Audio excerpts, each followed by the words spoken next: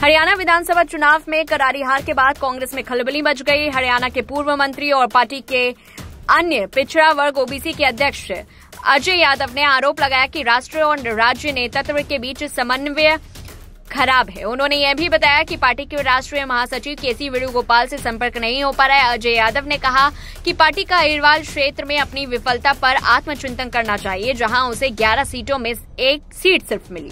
अजय यादव ने आगे कहा, कांग्रेस कार्य समिति, पार्टी की केंद्रीय चुनाव समिति, अखिल भारतीय कांग्रेस समिति या हरियाणा प्रदेश कांग्रेस समिति में अहिरवाल का कोई प्रतिनिधित्व नहीं है। पार्टी ने ओबीसी राष्ट्र अध्यक्ष नियुक्त किया है, जिसका कोई फायदा नहीं, क्योंकि यह शक्तिहीन है।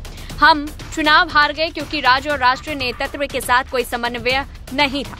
वहीं एक रिपोर्ट के अनुसार अजय यादव ने पार्टी नेतृत्व पर विफलता का आरोप लगाया। उन्होंने कहा, जब पार्टी के प्रदेश प्रभारी दीपक बाबरिया अस्पताल में भर्ती थे तो उनका कार्यभार किसी दूसरे नेता को क्यों नहीं सौंपी गई।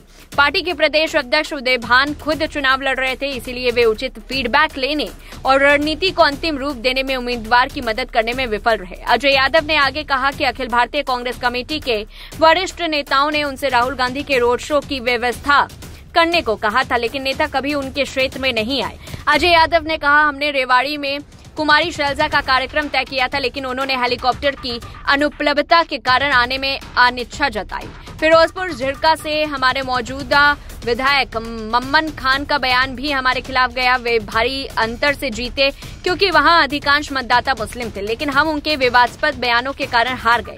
अभियान का नेतृत्व व्यक्तिगत स्तर पर किया गया और अन्य नेता गायब थे। हम ध्रुवीकरण और खराब चुनाव प्रबंधन के कारण हार गए। वरिष्ठ कांग्रेस नेता और रोहतक विधायक भारत भूषण बत्रा ने कहा कि खराब प्रबंधन और पार्टी नेताओं और कार्यकर्ताओं के अति आत्मविश्वास के कारण वे चुनाव हार गए।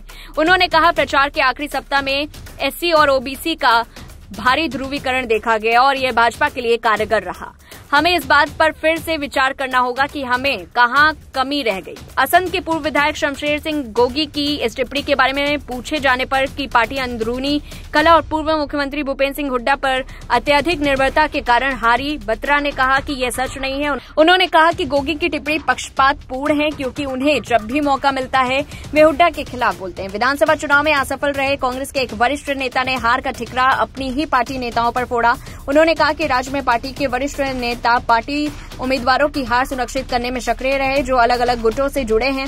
उन्होंने कहा, हमारे शीर्ष नेता भूपेंद्र सिंह हुड्डा, कुमारी शैलजा, अजय यादव और रणदीप सुरजेवाला ने एक बार भी मंच साझा नहीं किया। 2 रैलियों में हुड्डा और शैलजा मौजूद रहे, लेकिन अन्य नेता गायब रहे। भाजपा ने लोगों को यह बताकर सफलता हासिल की कि हरियाणा कांग्रेस में सब कुछ ठीक नहीं है और विधानसभा के नतीजे इसका प्रतिबिंब है।